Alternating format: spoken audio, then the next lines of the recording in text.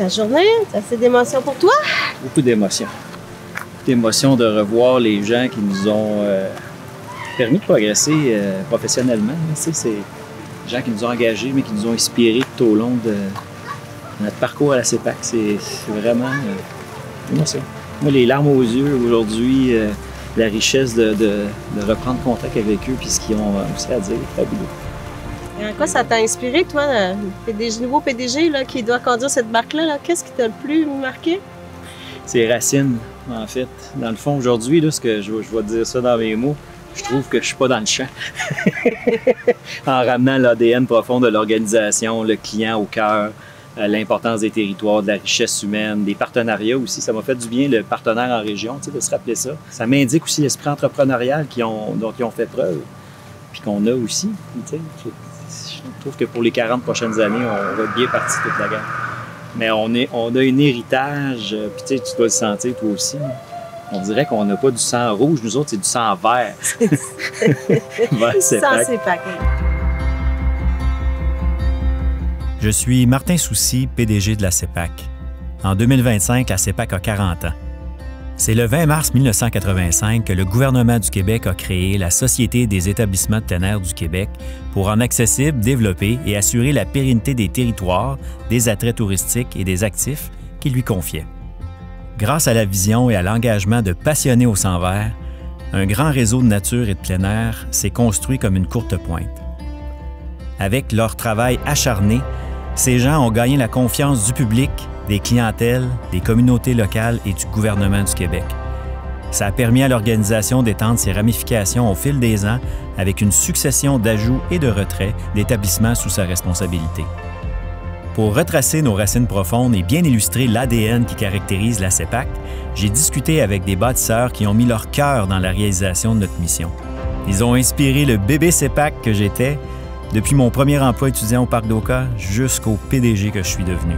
Je vous invite à plonger avec moi dans notre grande histoire.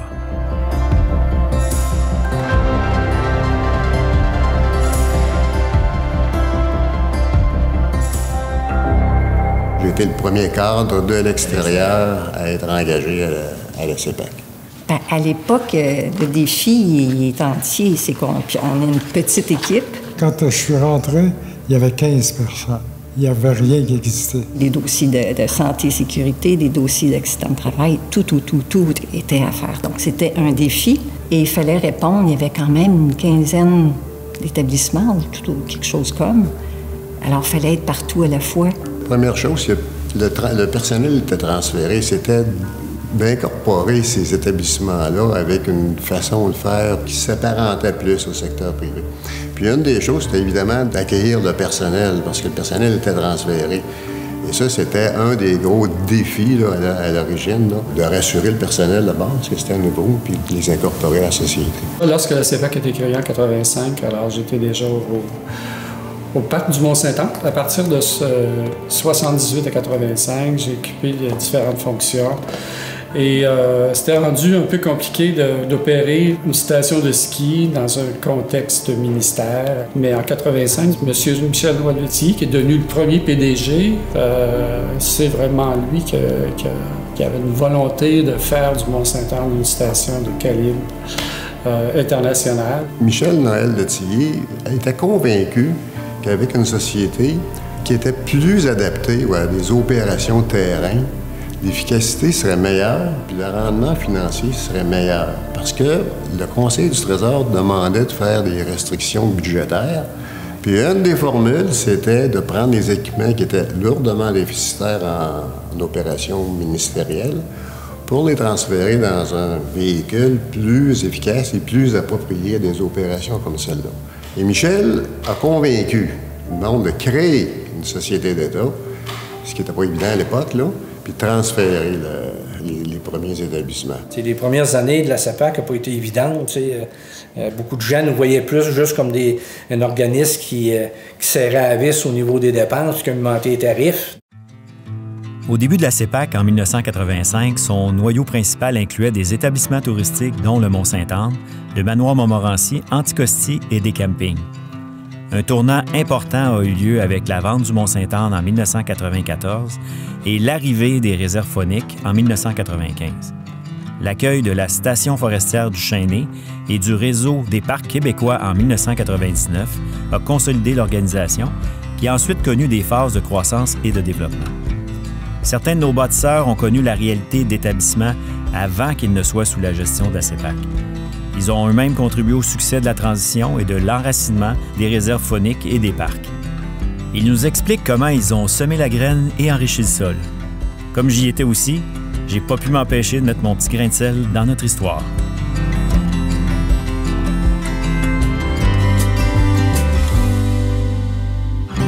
Avant que la CEPAC soit là, c'était pas un réseau. Hein? C'était assez éclaté. C'était pas comme aujourd'hui, là. T'arrivais là fin mai, et tu sortais de là mi-septembre. C'était 7 jours sur 7. C'était achalandé. On sait que ça a été créé dans les années 60, là, à peu près. Là. Avant ça, c'était des clubs privés. Quand il y a eu le grand déclubage, mais il y a eu la création de réserves fauniques un peu partout dans différents territoires au Québec. Dans le temps d'une réserve faunique, là, j'ai vu des choses là, à un moment donné, dire bon, mettons, il manque tant d'argent pour fermer le budget ou arriver au budget au 31 mars. Bien, on ferme les opérations au mois d'août, on slack le personnel, puis là, la réponse est belle, dire tu fais ton budget. Mais l'argent dans les réserves fauniques, ça allait direct au Conseil du Trésor. Donc, des fois, ta fermeture te pénalisait encore plus parce que tu faisais plus de revenus que tu économisais. On est dans les époques où le gouvernement a compressé beaucoup les dépenses. Donc, les dépenses au niveau des parcs étaient en diminuant. Le personnel baissait. La qualité des services, l'entretien et tout. Et les parcs étaient rendus, honnêtement, vétustes et présentaient pas beaucoup d'attrait pour les gens. Les parcs au Québec, je te dirais, ils étaient en grande difficulté. Les budgets étaient faméliques, là, je te dirais. Ça fait une hiérarchie qui était énorme. Il n'y avait aucune notoriété. Et je dis souvent, les parcs étaient perçus par plusieurs personnes comme des taches vertes sur une carte routière. Et il y a beaucoup d'intervenants régionaux et d'organisations régionales qui avaient une très mauvaise opinion des parcs parce qu'ils disaient, bien, finalement, c'est des territoires qui ne nous rapportent plus rien. Il y a combien d'entreprises forestières, moi, qui m'ont dit, à l'époque, quand j'étais au ministère avant, j'étais l'adjoint du sous-ministre à la faune et au parc, et qui m'ont dit « Mais Raymond, ça n'a pas de bon sens. Imaginez-vous le volume de bois qu'on perd. » Personne ne percevait la valeur intrinsèque de ces territoires-là. Les parcs avaient peut-être un déficit d'entretien, n'étaient peut-être pas connus, n'avaient peut-être pas de notoriété, mais les territoires étaient protégés. Et c'est la base avec laquelle on a travaillé. On est à l'époque des hippies, hein? Ces jeunes-là, plein-airistes, instruits, biologistes, écologistes, ça cogne aux portes. Hein? Ça veut faire de nouveaux parcs, ça veut ouvrir donc ce qui était autrefois dans les réserves des camps de pêche, des camps de chasse, sont envahis par cette gang-là de hippies, d'écolos. Je dirais que c'est grâce à eux, là. C'est un mouvement qui était mondial pour la préservation de la nature. C'est même quelque chose qui ne se disait pas. Le mot écologie ne se disait pas. Construire la CEPAC n'a pas été un long fleuve tranquille. Les années ont été ponctuées de nombreux défis pour les équipes, notamment la cession d'établissements ainsi que l'intégration et le développement important des réseaux, la gestion de la croissance et plus récemment, la crise de la pandémie, la rareté de la main-d'œuvre et les événements liés au changement climatique. Forte de la mobilisation d'équipiers, d'équipières et de gestionnaires très dévoués, l'organisation a su être résiliente et s'adapter. On accomplissait un mandat difficile, mais avec un certain succès. Mais ce succès-là, il était teinté de toutes sortes d'éléments négatifs, notamment dû à l'acceptation du milieu, etc. Ça a fait en sorte qu'à un moment donné, les employés sont venus un petit peu démotivés à cause de ce climat-là négatif qui régnait. Et ça a amené à la vente du Mont-Saint-Anne en 1994. Le Mont-Saint-Anne, c'était un petit peu la vache à lait de la société. Je pense qu'il y avait 12 ou 13 millions de chiffres d'affaires. Le reste, c'était des peanuts. La CEPAC s'est retrouvée avec peu d'établissements, un très petit chiffre d'affaires est très vulnérable quant à sa survie. Ça nous a ramené à peu près à 400 employés, ce qui diminuait considérablement le réseau. Mon rôle, c'était de rencontrer le personnel, d'expliquer ce qui leur arrivait, qu'ils quittaient l'organisation vers une autre organisation, et qu'est-ce qui leur arrivait à eux dans leurs conditions de travail. On a quitté donc des gens qu'on a aimés, donc il y a beaucoup d'émotions. Le Mont-Sainte-Anne, ça a été particulièrement un gros dossier, si je peux utiliser cette expression-là, mais un gros morceau. En 1994, des nuages gris planaient au-dessus de l'organisation. L'arrivée des réserves phoniques en 1995 a permis à la CEPAC de démontrer ses capacités de gestion. La réserve phonique des Laurentides nous avait été transférée en 1987 avec un déficit majeur. On avait réussi quand même à la rentabiliser. Et fort de ça, le Conseil du Trésor, quand il a demandé encore des restrictions budgétaires au ministère, une des solutions, c'était de prendre le réseau des réserves phoniques, qui était lourdement déficitaire, de transférer ça à la CEPAC et de faire en sorte qu'on puisse finir par trouver la rentabilité de l'ensemble du réseau. Il y avait vraiment des discussions à l'époque au gouvernement pour faire disparaître la CEPAC puis la démembrer. Il fallait absolument se sortir la tête de l'eau, faire nos preuves. Il fallait qu'on démontre à l'État qu'on était capable de gérer ça. En 1995, quand on nous a donné l'ensemble des réserves phoniques, il fallait arriver à un équilibre à l'intérieur de 3 ans. Je connais des gens qui avaient parié qu'on ne réussirait pas. On a rajouté de l'offre, on a joué sur les tarifs et on a fait de la promotion. C'est le virage marketing de la CEPAC qui s'est commencé là. Ce virage-là, de mettre le client au centre, puis de dire qu'on existe. Toute l'équipe qui avait en arrière de ça, que ce soit moi, Pierre Pitt, Jean-Charles Morin, qui étaient les 3 coordonnateurs de l'époque, on y croyait. Quand tu crois à quelque chose, tu arrives à tes fins. Puis graduellement, ça a pris, je pense, 2 ans. Au bout de 2 ans, on avait atteint la rentabilité. Ça a changé la culture de l'organisation. Et après ça a changé nos relations avec les gens du milieu, avec les gens des fédérations nationales aussi. On n'était pas toujours bienvenus au départ, puis on a bâti des liens, des partenariats avec eux autres. Le regard du gouvernement sur la CEPAC s'est mis à changer. Quand la CEPAC perdait des sous, année après année, dans des états financiers que le gouvernement met tout ensemble, qu'on dit consolidés, t'es un problème. Et quand tu te sors la tête de l'eau, t'es plus un problème. Mais si t'es pas un problème, peut-être que tu peux être une solution. Ce qu'on est devenu, on est devenu un outil, un vecteur de développement régional puis de mise en valeur des régions. On a réussi à atteindre les objectifs qu'on s'était fixés au départ. Et ça a redonné une crédibilité et financière et de capacité à la CEPAC. On a rationalisé. Puis à un moment donné, on a pu être capable de développer d'autres produits ou d'améliorer l'offre de service avec les produits déjà existants. On a pu augmenter le nombre d'individus qui y travaillaient. Si on avait manqué notre coup, il n'y aurait plus de CEPAC aujourd'hui. Ça, c'est officiel. L'intégration réussie des réserves phoniques a tracé la voie à l'arrivée du Réseau des parcs québécois en 1999. L'arrivée du Réseau des parcs, là, ça a sauvé la CEPAC. Les gens du milieu sont mis à nous faire confiance. Puis c'est grâce aux premières années du transfert des réserves phoniques, si on avait ces appuis-là. Il y avait une vision, je pense, en arrière de tout ça, une intention qui était noble, qu'on puisse faire quelque chose de plus grand, qu'on aurait les moyens de nos ambitions. Puis ça, ça a créé par la suite, puis on s'est investi tout le monde pour créer, dans le fond, à l'intérieur de la CEPAC, cet élément-là, puis en collaboration avec nos collègues aussi des réserves, qui avaient déjà eu l'expérience depuis 1995. Puis ça c'est là que je pense que la magie s'est créée. La roue a commencé à tourner de l'autre sens, qui a amené le transfert des parcs, qui a amené le transfert de Duchesnay, qui a amené, etc., le développement qu'on a connu dans l'ensemble des établissements.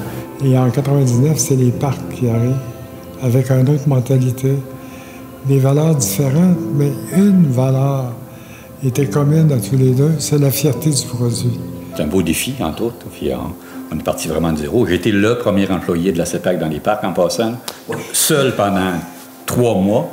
Il y avait rien, là. J'ai fait le tour des établissements, encore une fois, pour convaincre les employés de transférer à la CEPAC, parce que c'était des employés syndiqués, il y avait un droit de transfert ou de demeurer au ministère. La bonne majorité, je pense, on fait le pas. Il y en a certains qui n'ont pas osé le faire. Il y avait une crainte, c'est évident à ce moment-là. Là, les gens ont bien vu après 1 an, 2 ans, 3 ans à quel rythme ça commençait à prendre forme. Mais surtout, quand on a commencé à recruter des équipes de gestion dans chacun des parcs, parler à ces gens-là de façon plus concrète. Il fallait mettre en place une structure financière qui permettait l'atteinte de l'objectif du gouvernement au niveau de l'autofinancement. Un des éléments qui nous a permis de faire accepter la tarification d'accès par l'ensemble des gens ou par l'ensemble des milieux régionaux, c'est le fait qu'on a démontré que quand la personne dépensait son droit d'accès, l'argent s'en allait pas dans le fonds consolidé du gouvernement. L'argent restait dans le parc et était réinvesti pour l'amélioration des services. Cet élément-là nous a donné la marge de manœuvre pour faire les autres étapes de notre plan. Et les autres étapes, c'était d'investir massivement dans la mission du territoire. Donc, dans la conservation, dans l'éducation, on a engagé, à partir de ce moment-là, des équipes qui sont devenues les équipes de naturalistes, les gardes-parcs, les patrouilleurs, les techniciens. On a développé des nouveaux programmes éducatifs à l'intérieur des territoires. Mais avant d'avoir le contrôle sur les ressources financières, on ne pouvait pas faire ça. Cette cohérence-là nous a permis d'atteindre un autre de nos objectifs, qui était, on voulait être les meilleurs. La vision que Raymond Desjardins a eue, c'est de tout nous intégrer dans une seule organisation. Ça, j'ai trouvé ça extraordinaire parce que ça n'a pas été juste d'intégrer les employés du ministère qui passaient à la CEPAC, mais également les concessionnaires. On est tous devenus d'une même équipe. Raymond, ce qu'il nous avait dit, on va faire un véritable réseau de parcs de calibre international. Il nous a amenés ailleurs, il nous a donné l'espoir que c'était possible. En 2001, après avoir structuré le réseau des parcs sous le vocable Parc Québec, l'équipe a fait des démarches pour qu'ils obtiennent le statut de nationaux. Si on veut être les meilleurs, puis si on veut qu'on devienne des produits d'appel, puis tout ça, bien, il faut que le statut du territoire nous permette d'accentuer sa notoriété. Et en accentuant sa notoriété, ça nous permet de le mettre en marché à une autre échelle. Donc, il fallait que le statut de parc provincial passe vers le statut de parc national. On a convaincu le gouvernement de modifier la loi sur les parcs et surtout de convaincre le gouvernement que cette dénomination-là, parc national, n'avait aucune connotation politique. Alors, en créant des parcs nationaux, on se créait l'obligation, une nouvelle obligation, de respecter les critères d'une aire protégée de catégorie 2 à l'échelle internationale. On a une responsabilité qui va bien plus loin que seulement opérer nos sites. On a une responsabilité dans la société de pouvoir faire rayonner nos clientèles, la mission de conservation, puis de le faire avec les milieux régionaux. Donc, depuis plusieurs années, on est déjà inscrit dans les principes du développement durable. C'est ça qui est extraordinaire à travers le temps. La nature, c'est extrêmement important de la protéger, de la préserver. Mais je pense que c'est tout aussi important de faire en sorte qu'on permette à des gens d'y accéder, d'y séjourner, d'y vivre des expériences. Les notions d'éducation dans les parcs pouvaient se construire à ce moment-là. Rappelons-nous qu'il y avait des parcs de récréation puis des parcs de conservation. Puis les gens n'ont jamais fait la différence dans aucun des cas. Nous, on a fait fi de ça. C'est devenu tous des parcs de conservation pour dire, oui, il y a un territoire à protéger, on va vous le mentionner, on va vous le dire, on va vous dire pourquoi. Puis, avec la base de fréquentation qu'on avait, on était capable de structurer des activités éducatives qui se tenaient debout. Puis, je pense que les gens ont très bien compris ça, puis c'est devenu les meilleurs défenseurs de tout ce que peut être la CEPAC maintenant dans les parcs. C'est le client lui-même. Plus il y a de gens qui sont sensibilisés, plus on a permis à des gens d'accéder à cette nature-là, de prendre conscience de toute sa fragilité.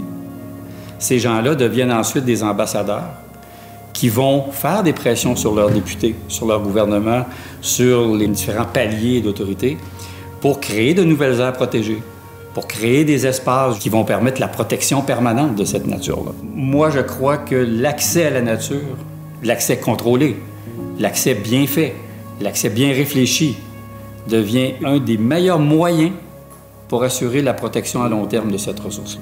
Je veux insister sur l'importance de l'équilibre entre la conservation et l'accessibilité. Puis ça, c'est pas une science qui est qui est exact. Quand on pose un geste d'accessibilité, il faut toujours penser à la conservation. Je donne un exemple concret. On avait une île au Parc national du Mont-Tremblant qui était très fréquentée en canot, parce que c'est le fun de se rendre en canot sur une île déserte ou presque, mais c'était un site de nidification des huards. Et le taux de natalité avait énormément baissé. Mais qu'est-ce qu'on a fait? C'est d'avoir le courage de dire, pendant la période de nidification, il n'y aura pas d'accès à l'île. Puis là, on est allé une petite affaire plus loin avec les gardes de parc naturalistes. On a mis des clients venir comprendre quel était le cycle de reproduction du huard, comment tout ça se passait, pourquoi c'était important de conserver. Puis on a fait une activité tarifée qui servait à la protection par la suite du huard. Donc cet équilibre-là, il faut le gérer dans des gestes très, très concrets et quotidiens. Si on parle d'éducation puis de conservation, bon, évidemment, on pense tout de suite au réseau des parcs. Hein? Bon, c'est leur mission première, puis évidemment, ils sont super bons là-dedans. Et quand on essaie de ramener ça au milieu touristique, bon, tu dis, ben là, peut-être qu'on n'a peut-être pas besoin de le faire. Peut-être. Dans certains établissements, c'est peut-être le cas, effectivement. Par contre, il y en a d'autres, dans les centres touristiques, qui ont déjà une mission d'éducation et de conservation. Évidemment, l'aquarium, où on est ici aujourd'hui, ben ça, c'est sûr qu'on a une mission d'éducation et de conservation. Donc, on a fait plein de choses. On avait une équipe de recherche. On faisait des recherches vraiment appliquées. On fait découvrir des types de poissons, des types d'animaux à des gens qui n'auraient jamais vu s'ils n'étaient pas passés à l'aquarium. Mais après ça, on peut fouiller un peu plus loin. Du chênaier, ça a-t-il une mission d'éducation et de conservation? Ben oui. Ben oui. On fait de la coupe forestière. Hein? On travaille avec l'école, la scierie. On fait des expériences. On a des forêts anciennes à du chênaier. On met ça de l'avant.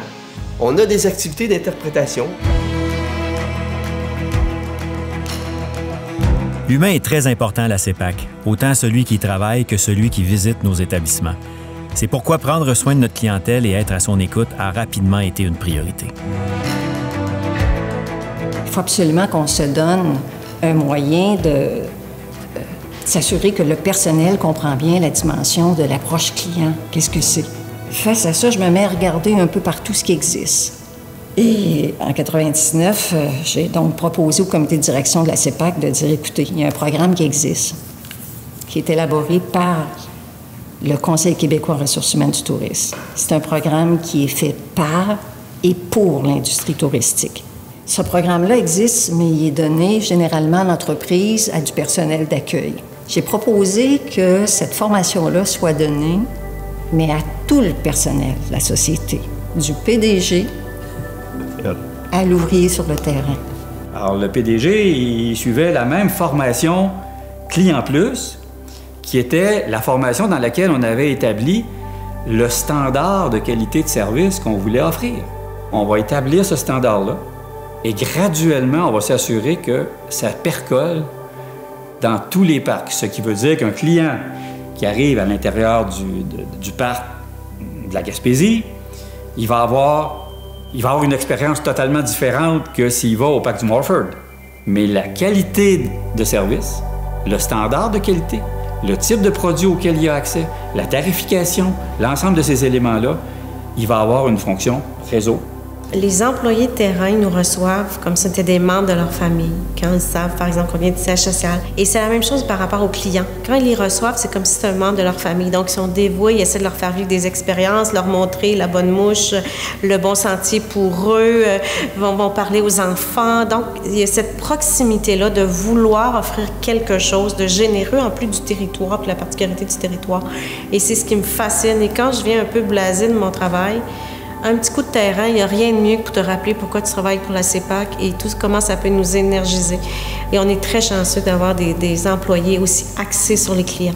Et cette cohérence-là nous a permis de mettre en place un niveau de service à la clientèle et surtout des standards de qualité qui nous a permis de développer un véritable réseau. Et la clé dans tout ça pour développer le réseau, c'est si tu as une cohérence à l'intérieur d'un parc, cette cohérence-là, on l'établit à l'ensemble des parcs, on travaille à partir des mêmes standards. À partir de ce moment-là, plus on développe des nouveaux produits, on va aller chercher des nouveaux revenus, on va aller chercher des nouveaux clients. Un coup qu'on a tout fait ça, bien, les parcs peuvent devenir des produits d'appel touristique pour le Québec à l'étranger. ce que j'appelle aujourd'hui la richesse humaine.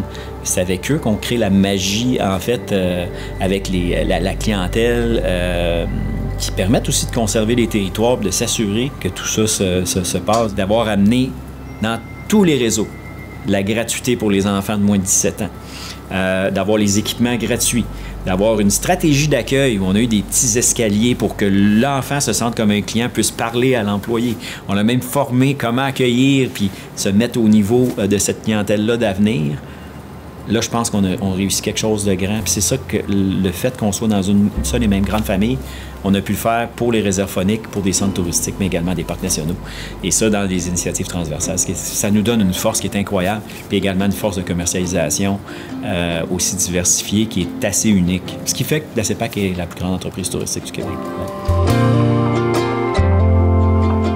Pour refaire un peu la petite histoire de Safari Anticosti, c'est une pourvoirie privée qui est exploitée par M. Dutil. C'est dans la partie est de l'île Anticosti. On s'était fait dire que le propriétaire voulait vendre une grande partie de sa pourvoirie. Nous, la CEPAC, on avait vraiment un intérêt. Quand j'ai su que le vendeur voulait aussi beaucoup vendre à la CEPAC pour garder un tout homogène sur l'île Anticosti, j'ai mandaté mes équipes pour aller évaluer le potentiel de la zone à acquérir, le potentiel aussi de chevreuil. Est-ce qu'on peut avoir un plan de match de vente qui va, selon le modèle CEPAC, là, qui va être cohérent avec la zone à acquérir? J'ai demandé aussi à mes gens d'aller évaluer les bâtiments, parce qu'on parlait de bâtiments importants sur la zone à acquérir. Tout ça a été fait dans un espace de temps relativement rapide, parce qu'on ne voulait pas se faire couper l'herbe sous le pied.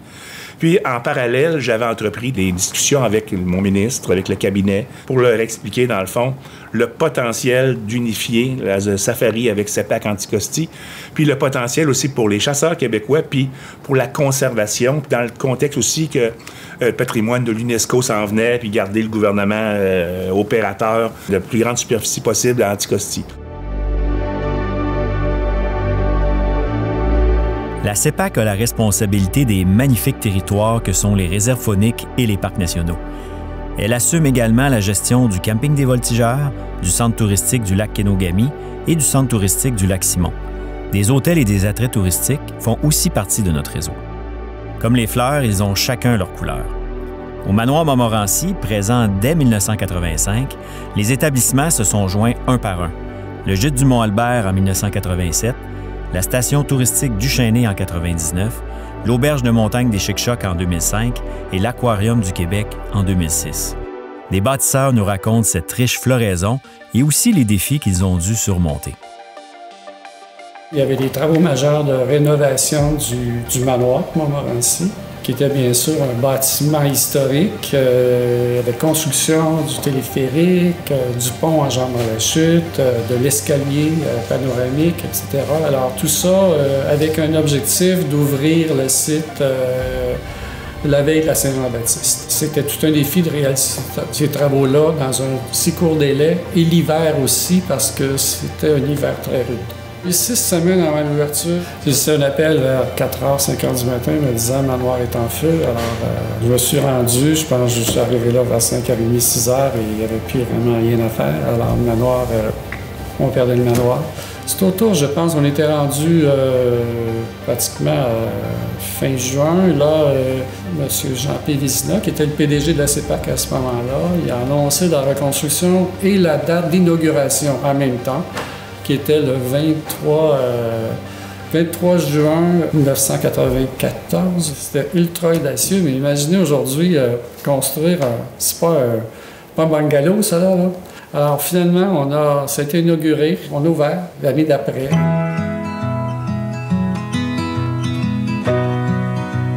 En 1994, c'était l'ouverture de la nouvelle version du gîte du Mont-Albert, un établissement iconique de la Gaspésie. Juste un petit clin d'œil, en 1994, on louait les chambres à 69 $ la nuit. L'industrie a évolué, mais c'était vraiment un produit qui était super abordable dans un lieu unique. On était complet du 24 juin au 9 septembre, tous les étés que j'étais là. Donc, on avait vraiment une belle clientèle qui venait découvrir un beau coin du Québec, qui est la Gaspésie.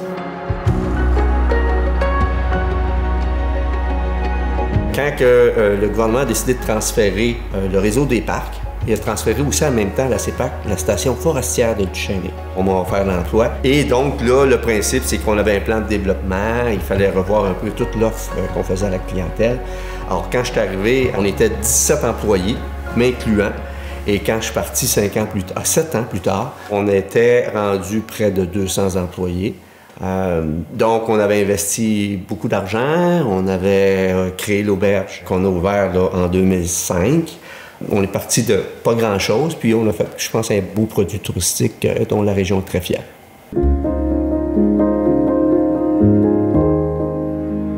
En 2001, le gouvernement du Québec était prêt à mettre 63 millions de dollars sur les établissements montagnards là, de la CEPAC, c'est-à-dire la réserve Chic-Choc, le parc de Gaspésie et la réserve faunique de Matane, ce qui représentait 3000 km² de territoire. Yvan Bilodeau, qui était président de la CEPAC, et Michel Noël-Delcy, qui était président du conseil d'administration, ils m'ont demandé de les rencontrer. Ils ont dit, toi, Gilbert, ça fait 25 ans que tu te promènes dans le massif. À pied, en ski, en raquette, en canot, en hélicoptère, t'as guidé du monde sur le territoire, tu dois en avoir des idées de développement. De bien sûr, des idées. Ouais, laisse-toi aller. Puis là, j'ai conçu une auberge. Une auberge avec une programmation, puis une clientèle possible, puis toute l'équipe. Puis j'ai déposé. On a dit, ouais, ça, c'est pas mal bon, ça. C'est bon, c'est bon. On est prêt à supporter ça. C'est à partir de là que là, j'ai commencé à réfléchir sur un lieu d'hébergement, mais un lieu d'hébergement, l'auberge de montagne, c'est pas un hôtel. C'est un lieu de récréation, de tourisme, c'est un lieu d'intégration au milieu naturel, c'est un lieu déstabilisant. J'ai regardé le grand territoire, 3000 km, j'ai dit bon, il fallait que ça soit distinctif. Pour avoir une programmation d'hiver, puis d'été, puis tout ça, il me fallait de la topographie. J'ai isolé une bulle de 60 km² qui fermait l'accès visuel sur tout ce qui pouvait ressembler à la civilisation. Aucune trace humaine ou presque, sinon un vieux chemin abandonné depuis les années 60, 75 à peu près. Il fallait quand même localiser l'auberge sur ce territoire de 60 km. Et finalement, un printemps, je suis à la neige, je suis arrivé à une place, il y avait un boulot, la branche était bien placée, j'ai sorti un ruban, je l'ai attaché après, j'ai dit ça va être ici. Là, c'était pas rien parce qu'il fallait construire une route pour s'y rendre aussi. Pour se rendre à mon ruban, il y avait minimum 10 km de route à construire. Et sur ce 10 km-là, il y avait une dénivelée de 500 mètres à peu près à franchir. Il ne faut jamais oublier que l'auberge de montagne, le mandat premier, ça a été de créer une cerise sur le Sunday, du projet de mise en valeur des Chic-Chocs. Nos élus ont compris qu'on était un outil de développement important, puis on avait de la compétence. Donc, transfert de l'aquarium et du jardin zoologique à la CEPAC, avec la mission de développer l'aquarium et malheureusement de fermer le jardin zoologique. Alors, c'est de même qu'on est parti. On a récupéré l'aquarium, on l'a développé, on a fait un virage, moi, ce que j'appelle un virage client. Je dis, écoutez, vous êtes des passionnés, partagez votre passion à nos clients. Puis, savez-vous quoi? Je suis convaincu qu'ils vont aimer ça, puis vous autres aussi, vous allez aimer ça. Et là, on a fait ce virage-là, donc client, une bonne campagne marketing, développer le site, mettre des nouvelles choses, des nouvelles activités, des pistes d'hébertis, des nouveaux événements. Tout ça pour bonifier la visite. Et quand on est arrivé en 2006, on avait à peu près 180 000 de mémoire visiteurs par année. Et la dernière année, moi, quand je suis parti 5 ans après, on avait dépassé de 400 000 visiteurs par année. Alors moi, je dirais que oui, c'est une belle courte pointe, la CEPAC. Puis je pense que le réseau des centres touristiques est important par son unicité, puis ses produits de distinction. Depuis ses tout débuts, la CEPAC a toujours compté sur la force du partenariat et de l'inclusion. Généreuse de son expertise, elle cultive la coopération dans ses domaines d'affaires. Elle s'enracine également dans les milieux locaux et régionaux en cherchant l'engagement des communautés. Souvent précurseur, elle met son dynamisme au service des collaborations, créant ainsi de la richesse durable dans les régions. Cet aspect me tient particulièrement à cœur.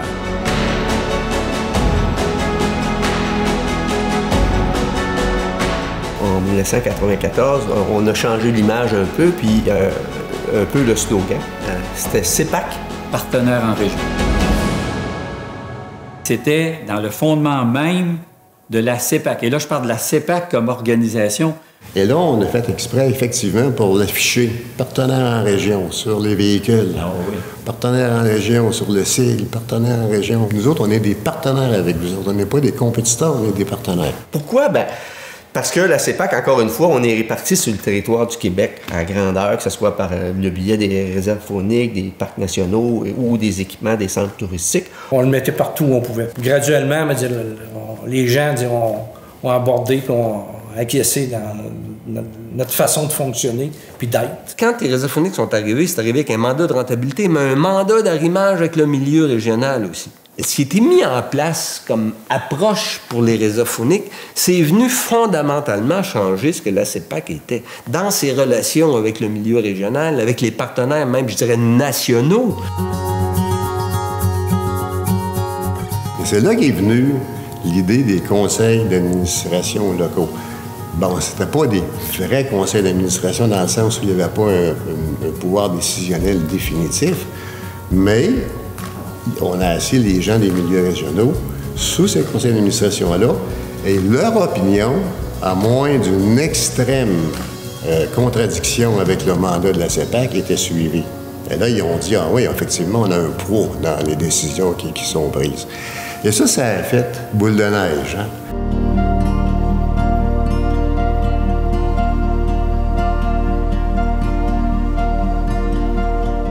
Les parcs, c'est pas tout à fait le même raisonnement. Et là, on a été sous haute surveillance, là, par les milieux écologiques et les milieux environnementaux, parce qu'il y avait peur qu'on applique le modèle des réserves fauniques sans distinction et à l'aveugle. Et qu'on fasse en sorte de, si on veut, spolier un peu les territoires en ayant une approche trop agressive, commerciale. Ce qui n'a jamais été notre intention, qu'on n'a pas fait. Il a fallu démontrer à ces gens-là que la CEPAC était un plus, une valeur ajoutée. La récupération des concessions s'est accompagnée d'engagement de la CEPAC auprès des milieux régionaux en disant « Oui, on reprend le contrôle là-dessus, on reprend le contrôle sur les revenus puis tout ça, mais on s'engage à développer le parc de la façon X, Y, Z dans le délai X, Y, Z. » Et là, on s'est créé une obligation. Et moi, je pense que c'est quelque chose qui a beaucoup contribué à notre crédibilité. Et on a décidé de créer des structures régionales qu'on a appelées des tables d'harmonisation, sur lesquelles on venait mettre l'ensemble des intervenants d'une même région, dans lequel on avait pris l'engagement qu'on ne développerait pas de nouveaux produits, de nouveaux services, de nouveaux développements dans les parcs, sans d'abord en avoir discuté à la table d'harmonisation. On a structuré le réseau des parcs en bâtissant beaucoup de centres d'accueil, des centres de services, des aires d'aménagement. On a vraiment investi, je pense, de façon intelligente, avec le consentement et avec des tables d'harmonisation.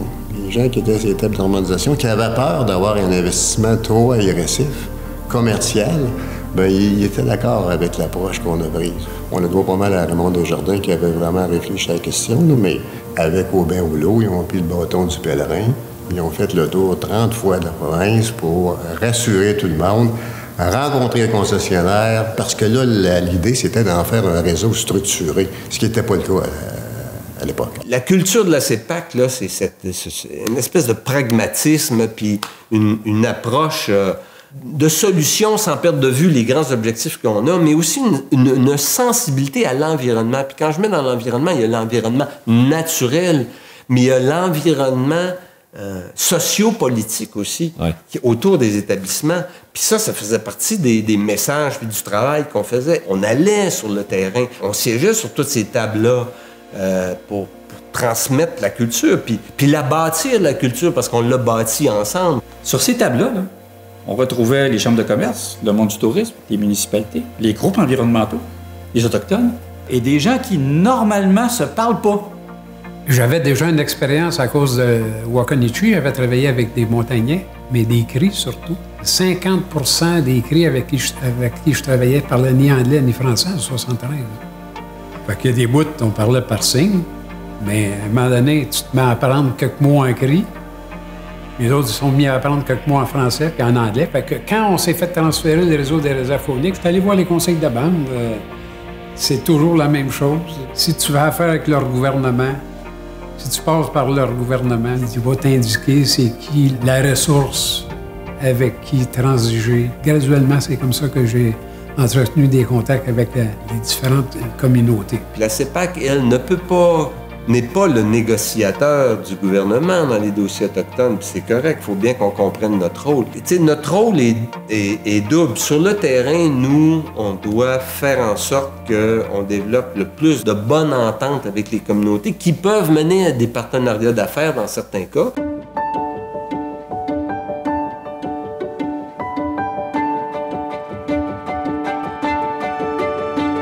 Les pourvoyeurs qu'il y avait sur l'île avaient commencé à acheter leurs affaires carrément à l'extérieur.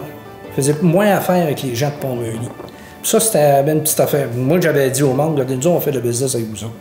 J'avais rencontré le magasin général, l'accommodeur Mont-Loin, le dépanneur, le gars qui s'occupait de l'entretien du réseau routier avec le ministère des Transports, le garage qui réparait les camions. J'ai dit, nous, notre business, on va en faire avec vous autres. Plus on va avoir de clients, plus vous allez avoir de business. Puis le fait aussi que ça faisait plusieurs années que j'étais sur l'île, bien, je pense qu'il y avait un certain climat de confiance qui s'était établi. On a bien rattaché les relations. Puis quand on a eu le transfert des réserves phoniques en 1995, c'est un peu le même discours que j'ai eu en région. Il y a des endroits, effectivement, qu'il va y arriver la CEPAC, coupe des jobs où il y a un manque les prix, ça ne sera plus accessible, etc. Mais c'est un peu la même chose. On a dit, nous, on fait le business avec vous autres. Vous avez de quoi, des produits ou autres, on va engager votre personnel, on a du monde. Nous autres, notre objectif, c'est de grossir la réserve. Prendre l'exemple de la réserve Matane, où dans le temps, il y avait peut-être 100 quelques groupes d'orignaux. Aujourd'hui, il y en a 500. Mais il y a plus de monde, donner le service aussi. Puis d'autres activités qui s'est greffées à ça, graduellement. Les centres d'interprétation, etc.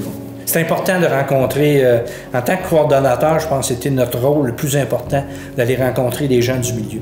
Que ce soit le maire, que ce soit le responsable de la MRC ou du tourisme, les employés qui étaient sur place, les rassurer. L'acceptabilité sociale aujourd'hui, c'est un incontournable. À l'époque, c'était précurseur de pouvoir dire, quand on va poser un geste dans un parc, on va impliquer le milieu régional, avoir leur opinion pour être capable d'harmoniser le territoire. Puis c'est aller plus loin que ça en conservation. Moi, quand je suis arrivé comme vice-président, c'est de dire, on va protéger les parcs. Tu sais, pour un cerf ou l'orignal ou toute la faune, ou peu importe, il n'y a pas de limite territoriale. Hein, la nature vit en dehors, à l'intérieur. Les noyaux de conservation que sont les parcs, bien, il faut que la région, le périphérie, puisse aussi contribuer. À l'époque, on a fait un grand forum sur les zones périphériques, d'embarquer dans la mission de conservation aussi. Les milieux régionaux, parce que ces territoires-là donnent des services écologiques de grande valeur au Québec qu'il faut chiffrer aussi. C'est plusieurs milliards de dollars, la filtration de l'eau, la protection globale, la préservation de la biodiversité. L'auberge de montagne est aussi un élément du projet de mise en valeur de Chic-Choc, mais c'est aussi l'aboutissement de 40 ans d'efforts régionaux pour développer quelque chose dans les montagnes en arrière de la municipalité de Cap-Chaude. La concertation puis les gens du milieu étaient loin d'être une source de problème ou de conflit c'était une source de solution. Tout le monde était à la fois intrigué parce qu'on construisait un hôtel, on dit Beauvert dans la montagne, autant ils voulaient être contributifs.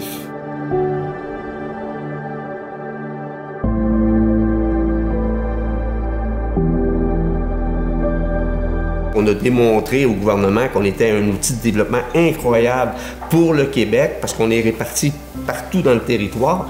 Donc, investir dans la CEPAC, c'est investir dans les régions aussi. Puis, en plus, bien, on le fait bien. On le fait en partenariat avec les gens du milieu. On est souvent en région les plus gros employeurs de certaines régions. Mais ce qui fait en sorte que la CEPAC, c'est jamais une problématique, c'est souvent une solution. Puis quand tu as une solution, bien, je pense que tu peux aspirer à faire du développement puis à continuer de grandir.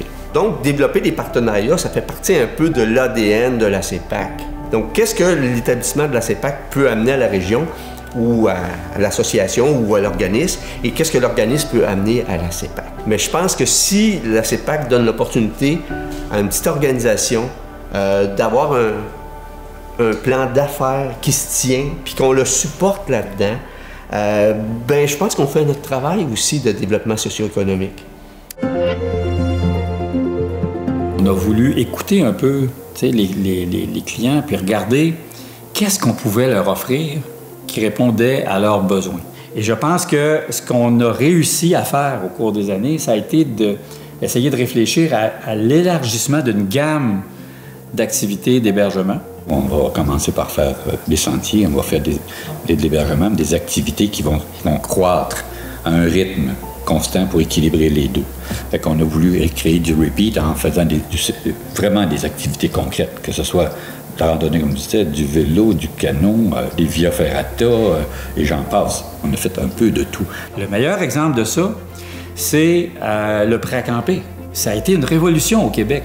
Et la CEPAC a vraiment révolutionné ce domaine-là. Ça a été, tu sais, partout. On a gagné des prix et tout ça. Et comment c'est arrivé? Bien, c'est arrivé parce que on faisait des enquêtes auprès de nos clients pour s'apercevoir que le camping conventionnel, bien, il était un peu en perte de vitesse. Et à un moment donné, on s'est dit comment on pourrait offrir le même feeling d'hébergement, mais sans trouble. Et ça l'a amené vers le prêt à camper et ça l'a amené vers les tentes Utopia qui se sont implantés à l'époque. Et on a révolutionné, je dirais, le domaine de l'hébergement nature avec ce type de produit-là. En plaçant la richesse humaine au cœur de son évolution, la petite équipe des ressources humaines du début a tissé des liens toujours présents encore aujourd'hui. Nos équipes ont mûri, des expertises complémentaires ont émergé. Dans ce terreau fertile, plusieurs personnes ont progressé à l'interne. Je suis fier d'en faire moi-même partie.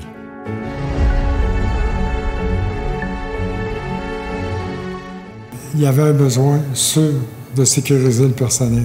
Parti avec Claudette, on se faisait devoir de serrer la main à tous les gens s'ils voulaient nous rencontrer tous les deux. On est parti avec le principe que l'organisation doit être près des gens. Puis curieusement, quand on a abordé le transfert des réserves phoniques a eu lieu en 1995 avec les tournées d'intégration, ce modèle-là, on a créé des coordonnateurs pour rencontrer le personnel. Les gens nous regardaient en disant « Wow! » L'important, c'était l'implication du personnel, la valorisation du personnel et reconnaître ce qu'ils sont. De pouvoir faire parler, impliquer les employés dans l'opération, dans le devenir de leur organisation, c'était de leur donner le droit de parole. On a offert, je pense, tous les deux, une très grande disponibilité pour régler les problèmes sur le terrain immédiatement. Si tu ne réponds pas à ce qui est demandé là maintenant, eux autres, ça fait des petits en arrière. Là. Il faut qu'on puisse aider maintenant. Au moment où j'ai quitté, il y avait 49 comités de relations de travail et ça a toujours été l'incontournable. Le mot confiance envers ton équipe est primordial. Je pense que chacune des personnes qui travaillent dans les parcs nationaux, lorsqu'ils se retirent, peu importe où ils sont dans l'organigramme, ils sont tous importants d'ailleurs. Hein? Ils sont tous importants. La personne qui s'occupe de l'entretien d'un chalet, si le chalet est bien entretenu puis le client est content, il est aussi important que le directeur de parc ou que le PDG de la CEPAC. D'avoir eu entre les mains une serpillière ou une mop dans le bon langage québécois jusqu'au fait aujourd'hui d'être devenu PDG, ça s'est acquis sur le terrain, à la force encore là des apprentissages que j'ai eu avec les équipes, avec les gens que j'ai côtoyés, mes collègues de travail. Pour moi, l'humain est important, autant celui qui travaille que celui qu'on reçoit comme visiteur. Puis je pense que comme gestionnaire, quand on réussit à donner un bel environnement à nos employés, avec des attentes précises, les supporter quand ils ont besoin d'être supportés, bien, ils sont contents, ils sont mobilisés, ils se réalisent. Puis ça, ça a un impact, selon moi, ça se reflète directement dans le service à la clientèle. Donc, nos employés sont de bonne humeur, ils sont contents, ils reçoivent les clients, ils sont souriants, ils donnent un bon service à la clientèle. Et ce qui fait en sorte que c'est une chaîne qui roule, les clients sont contents, les employés sont contents, tout le monde est content. Je pense que le plaisir doit être omniprésent tout le temps, autant pour les employés qui va faire en sorte que les clients aussi vont avoir du plaisir. Tu sais, tu fais des bons coups dans les parcs, tu fais des bons coups dans les réserves, mais il faut que ça soit partagé, ces choses-là. Puis ça permet aussi en même temps de créer un peu ce qui a été créé avec les équipes de forestiers puis de biologistes. Puis là, tu vas chercher le meilleur de tous là-dedans, tu mets ça dans une boîte, mais tu vas sortir un produit qui va être de toute beauté. Je dis souvent que travailler dans les parcs, ce que j'ai fait pendant presque 50 ans de ma vie, c'est être missionnaire.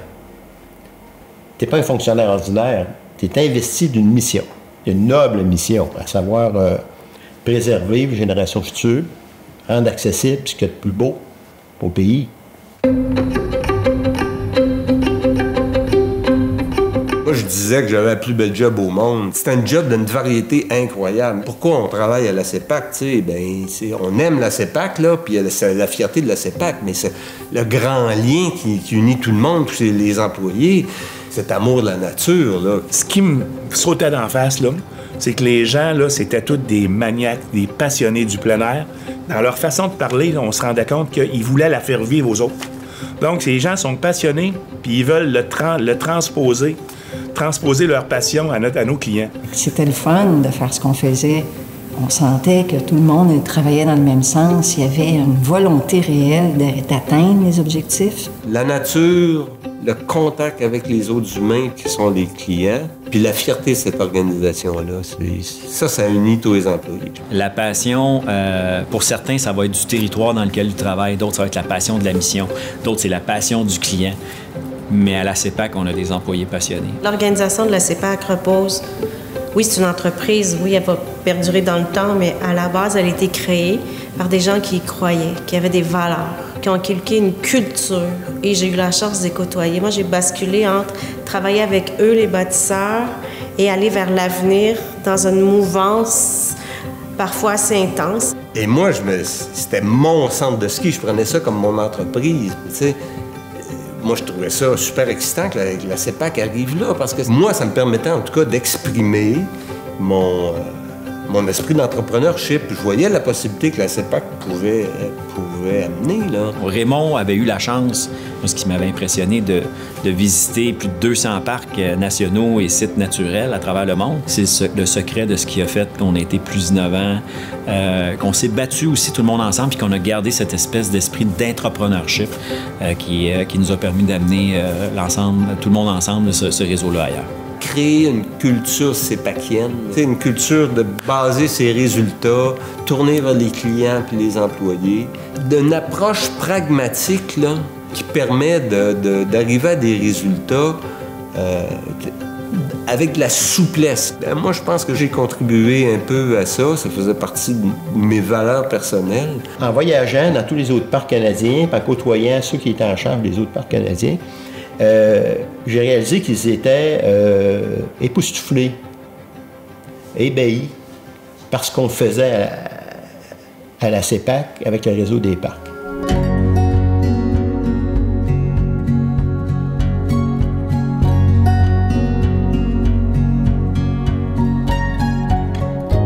Pourquoi est-ce que tout ça marche dans la plupart des établissements? C'est parce que le monde se sent soutenu. Quelqu'un qui est bon, quelqu'un qui se donne à l'ouvrage, prends-en grandement soin. Je rends hommage aux équipes depuis le début, parce que ultimement, tout ce qui a permis de livrer ce qu'on a livré, c'est les équipes de terrain, là. C'est l'ensemble des gens qui ont permis de garder ça à bout de bras au cours des années, là. C'est l'être humain qui fait vivre des expériences à l'autre être humain. Donc, nous, comme organisation, on doit bien traiter nos employés. On doit leur donner les moyens de se développer. Ça ne fera pas tous des PDG, c'est pas ça qu'on souhaite. Mais c'est de développer ces gens-là à la hauteur de leurs compétences, de leur disponibilité, de leur intérêt. Donc, c'est d'être à l'écoute de ces gens-là pour augmenter aussi le taux de rétention et le développement dans l'organisation.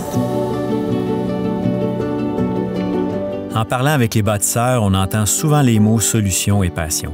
L'agilité, nos capacités opérationnelles et la poursuite d'un idéal commun ont permis l'éclosion d'un style de gestion et d'une culture CEPAC dont je suis toujours très fier.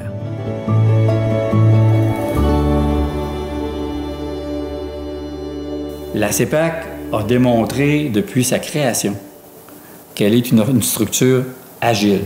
On arrive face à un problème, on arrive face à une situation, on se revire de bord, on met l'équipe ensemble, on analyse la situation, puis on trouve des solutions. On se rappelle, là, en mars-avril 2020, là, la TV, c'était les cercueils qui sortaient en Italie, en France, à New York, ici dans nos CHSLD. Des mesures sanitaires à mettre en place rapidement pour pouvoir maintenir des activités pour les Québécois, parce que la CEPAC, c'est à peu près tout ce qui restait d'intéressant en termes de récréo-touristique, parce que les Québécois ne pouvaient plus sortir. Les frontières étaient fermées. Ça a permis au monde de découvrir le réseau qu'était la CEPAC, puis son impact qu'elle a partout, le niveau de qualité de produit qui est offert. Il fallait être exemplaire. Donc, on était l'outil du bonheur au niveau du plein air pour des gens qui devaient rester au Québec, mais il fallait opérer de façon sécuritaire, autant pour nos clients que pour nos employés.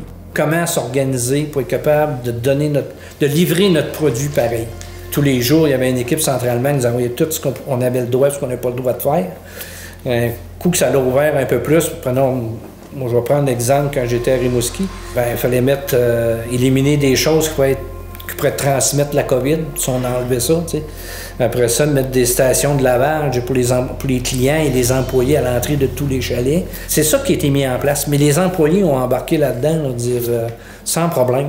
On a su s'adapter à une vitesse extraordinaire. Nous avons été d'une agilité extraordinaire. Et nous, contrairement aux autres, on opérait à 120 %.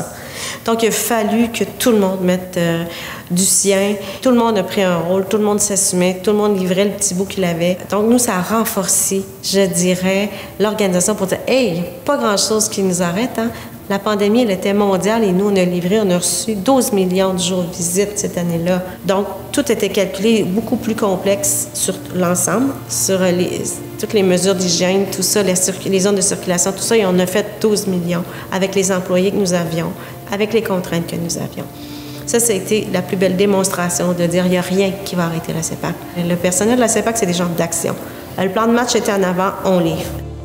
Et c'est encore comme ça. Et ils ont relevé des défis à l'époque, rendre des établissements par des établissements. Donc, ils avaient constamment à s'adapter. Et ça, je crois qu'on l'a conservé dans l'organisation, cette capacité-là. Nous, on est ressortis beaucoup plus fort de la pandémie. Beaucoup plus fort, faire les choses autrement. Aujourd'hui, il ne faut pas que tu sois réfractaire au changement. Parce que ça va tellement vite, on le voit autour de nous autres. Là. Souvent, dire nos employés, ils sont virés de bord rapidement, avec des nouvelles façons de faire, différentes façons de gérer, d'appliquer leur travail ou de faire leur travail. Bien honnêtement, tout ce qu'on a essayé de faire au cours des années, ça a marché. On a tombé pile. Parce qu'il y avait une équipe qui était dédiée vers les mêmes objectifs. On veut faire quelque chose de bon pour le client. Il faut s'adapter au goût de nos gens, des clients qui viennent nous visiter.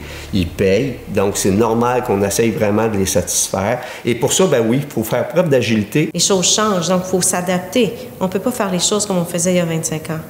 Ils étaient extrêmement bien faits il y a 25 ans. Aujourd'hui, on est en 2024. Il faut passer à l'ère 2024. Il faut être capable d'affronter les défis de 2024. Donc, c'est sûr qu'il y a des choses qui doivent changer. Ce qui est important, c'est de garder les valeurs de base. L'humain, le client, la protection du territoire. C'est un travail, je pense, à la CEPAC de passion à tous les niveaux. Puis les défis d'avenir, d'ailleurs, on va avoir besoin de beaucoup de passion pour relever ce qui nous attend dans le futur. Les affaires sont de plus en plus complexes. On ne s'en sortira pas, tout est plus complexe. Plus de cadres, plus d'exigences à tous les niveaux. Les clients aussi ont des attentes. Depuis 40 ans, la CEPAC contribue aux sphères touristiques, environnementales, économiques et sociales de plusieurs régions du Québec. Elle a su connecter avec brio l'humain à la nature et à ses bienfaits. Nos bâtisseurs sont fiers, et avec raison, de ce qu'ils ont accompli et nous donnent même leurs recommandations pour l'avenir. L'équipe actuelle veut inspirer l'engagement vers la nature afin que nous puissions tous veiller sur notre précieux patrimoine et vivre des expériences authentiques dans vos magnifiques territoires. Plus que jamais, nous faisons partie de la solution. On rencontre des gens, on se met à placoter, des gens par la CEPAC qui ont visité ceci ou cela.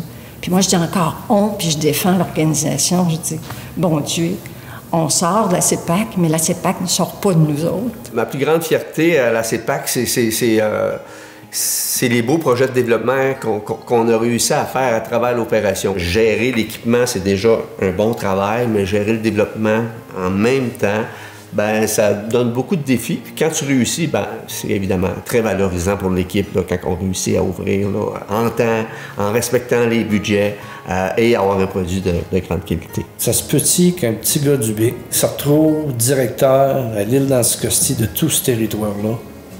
Dans le temps, je devais avoir à peu près 150 employés, bien 80 camions, autant de VTT. Tu sais, tu regardes tout ça, là, ce qui était fait, les chemins qu'on a construits, tout. Là, tu arrêtes, tu dis, probablement, c'est ça que j'avais à faire. La plus grande fierté, c'est d'avoir réussi à intégrer le réseau des réserves phoniques. D'avoir su convaincre les meilleurs éléments de rester et d'avoir convaincu au niveau du personnel, les dirigeants de chacune de ces réserves-là, à avoir converti du monde extérieur de venir y travailler. Une des grandes fiertés que moi j'ai de toute cette opération-là, c'est d'avoir rentabilisé un réseau de réserves phoniques avec le même personnel qui était là, les mêmes gestionnaires, les mêmes employés de terre. Quand tu as des principes qui sont forts, tu as des objectifs qui sont clairs, c'est facile à communiquer, puis les gens, ils vont embarquer. Je pense qu'une entreprise ne peut pas avoir du succès si ses employés n'adhèrent pas à 100 %, si ça ne devient pas une grande famille. D'avoir monté des équipes de gestion qui ont fait leurs preuves, puis qui sont encore là pour plusieurs, hein, puis qui ont grandi dans le réseau aussi pour plusieurs. Naturellement, après, c'est d'avoir réussi à structurer, faire un réseau des parcs. Ça a pris 3-4 ans avant qu'on puisse dire qu'on était vraiment à pied d'œuvre, puis qu'après ça, ça l'a déboulé, et c'était tellement valorisant pour moi, qui voyaient les gens, comment ils réagissaient, puis pour les autres aussi, comment ils se voyaient dans ce réseau-là. Puis la clientèle nous a suivis de façon incroyable. Là. On le voit encore aujourd'hui. Là.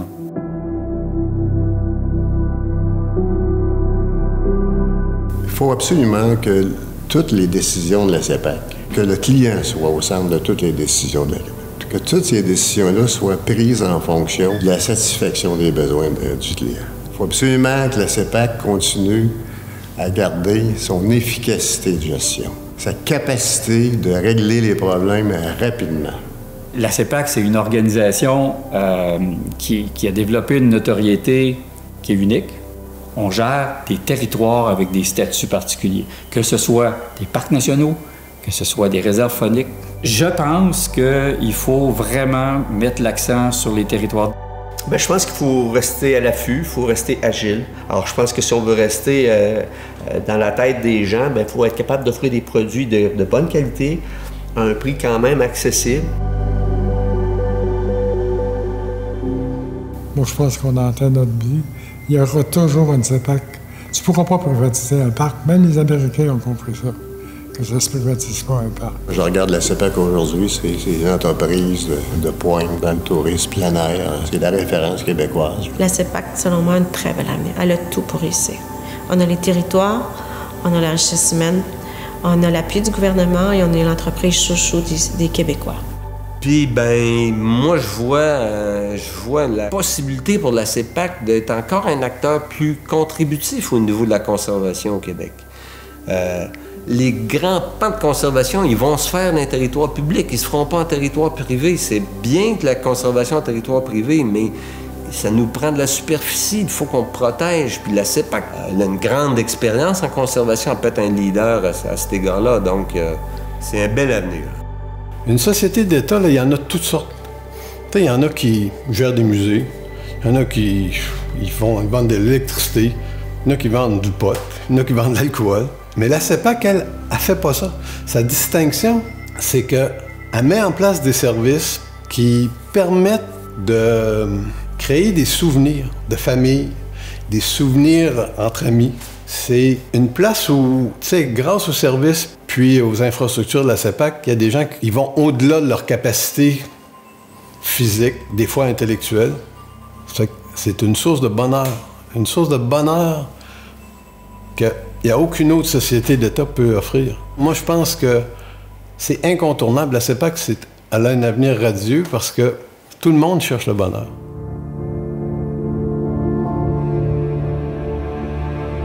Aujourd'hui reconnue comme le plus grand réseau de nature et de plein air au Québec, la CEPAC assure la conservation, la mise en valeur et la gestion durable pour les générations actuelles et futures de 23 parcs nationaux situés au sud du 50e parallèle, auxquels s'ajoute le parc marin Saguenay-Saint-Laurent, 13 réserves fauniques, la pourvoirie CEPAC Anticosti, ainsi que 8 autres sites touristiques. Ce sont plus de 53 000 km² de nature qui sont protégés et accessibles. Tout ça grâce aux valeurs profondes partagées par les bâtisseurs d'hier et d'aujourd'hui qui ont su allumer et entretenir la flamme de l'engagement envers la nature. Et aussi grâce à notre clientèle, à nos équipiers et équipières, nos partenaires, la population ainsi que les communautés locales et autochtones qui sont les gardiens et les gardiennes de cet héritage. Merci d'y croire avec nous.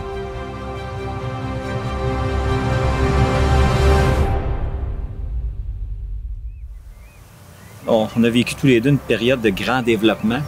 Là, il faut entretenir ce qu'on a déjà, continuer à l'améliorer, faire vibrer les gens. Mais ce qui est fabuleux, c'est qu'on a tout pour réussir ça. En partant d'une superbe équipe, super territoire et une bonne réputation avec le gouvernement. On est capable de relever tous nos défis de gestion qui sont normaux dans le cours d'une entreprise après 40 ans, mais je pense qu'on a un très grand avenir devant nous.